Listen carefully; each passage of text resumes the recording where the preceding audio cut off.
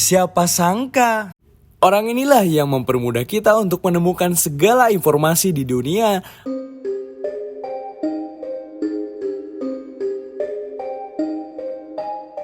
Halo semuanya, pernahkah kalian membayangkan bagaimana kehidupan kita tanpa internet? Bagaimana rasanya hidup di zaman di mana informasi tidak bisa langsung diakses dengan ujung jari kita? Dan bagaimana di dunia ini tanpa kemudahan komunikasi seperti sekarang? Bayangkan kalau kita harus kembali ke masa lalu, menulis surat atau menggunakan telepon rumah untuk berkomunikasi jarak jauh. Atau bahkan mencari informasi di perpustakaan fisik untuk setiap hal kecil yang ingin kita ketahui.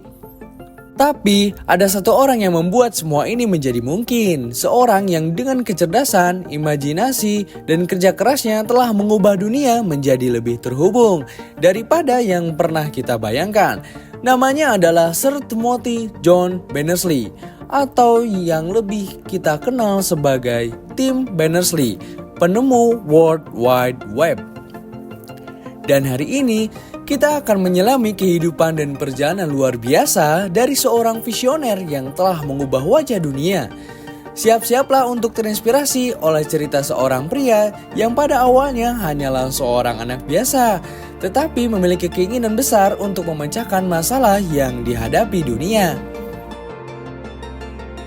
Tim Berners-Lee lahir pada tanggal 8 Juni 1955 di London, Inggris.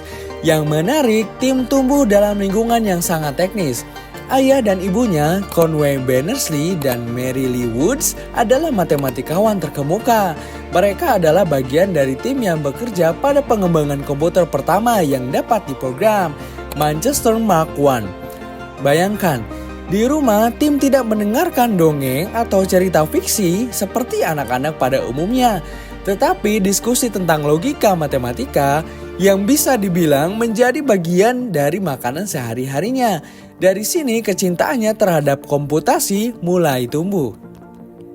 Banyak yang mengatakan bahwa masa kecil kita mempengaruhi siapa kita kelak, dan hal ini benar untuk Tim. Dia bukan anak yang hanya puas dengan bermain-main, dia punya keinginan untuk membongkar dan memahami bagaimana segala sesuatunya bekerja. Ketika ia bersekolah di Emmanuel School di London, Tim muda sudah menaruh perhatian khusus pada dunia sains dan komputer. Tetapi bukan itu saja yang membuatnya istimewa. Ia juga menunjukkan kreativitas dan rasa ingin tahu yang luar biasa terhadap teknologi.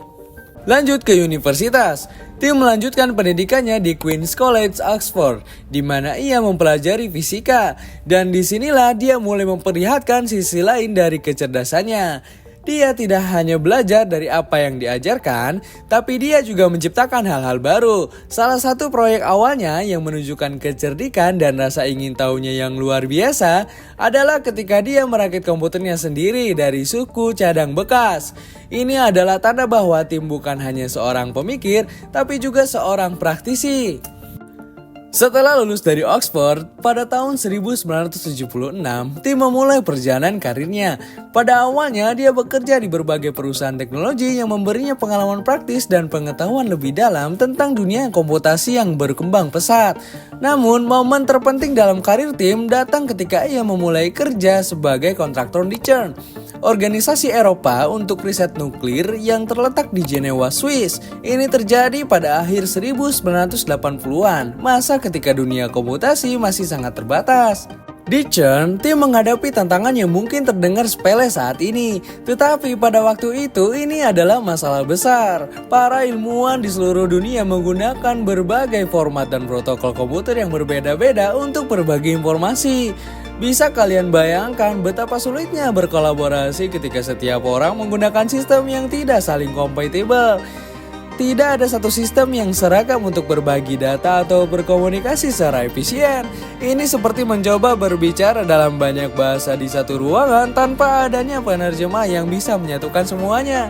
Tapi disinilah briliannya seorang Tim Berners-Lee. Alih-alih melihat ini sebagai masalah yang mustahil dipecahkan, ia melihatnya sebagai tantangan yang bisa diatasi. Pada tahun 1989, Tim Berners-Lee mengajukan ide yang akhirnya mengubah dunia. Ide itu sederhana, tetapi sangat revolusioner. Sebuah sistem di mana dokumen bisa dihubungkan satu sama lain menggunakan tautan yang kita kenal sebagai hypertext. Sistem ini akan memungkinkan informasi diakses dan dibagikan dengan mudah melalui jaringan komputer. Bisa dibayangkan ketika Tim mulai mengembangkan idenya, tidak ada yang benar-benar menyadarinya betapa besar dampaknya nanti.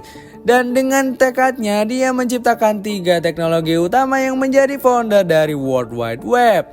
Yang pertama ada HTML, Hypertext Markup Language, bahasa pemrograman yang memungkinkan pembuatan halaman web. Yang kedua ada URL, Uniform Resource Locator, alamat unik untuk setiap halaman web yang membantu kita menemukan informasi di internet.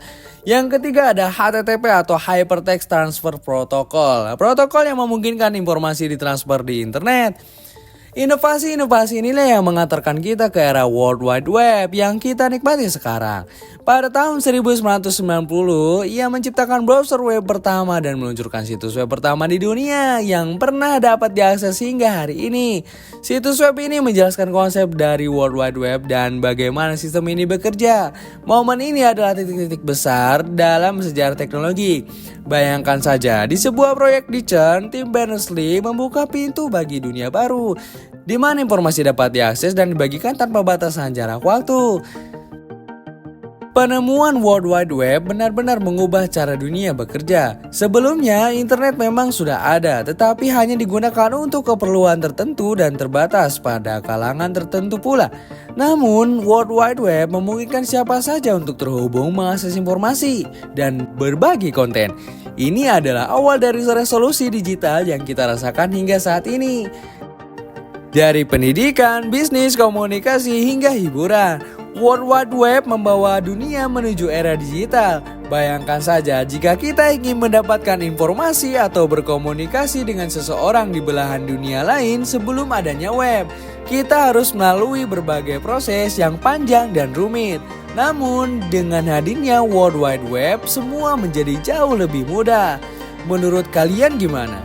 Jika orang ini tidak menemukan World Wide Web, apakah kalian bisa menemukan berbagai informasi dari seluruh mancanegara? Dan apakah orang ini sangat berpengaruh bagi kehidupan kalian saat ini?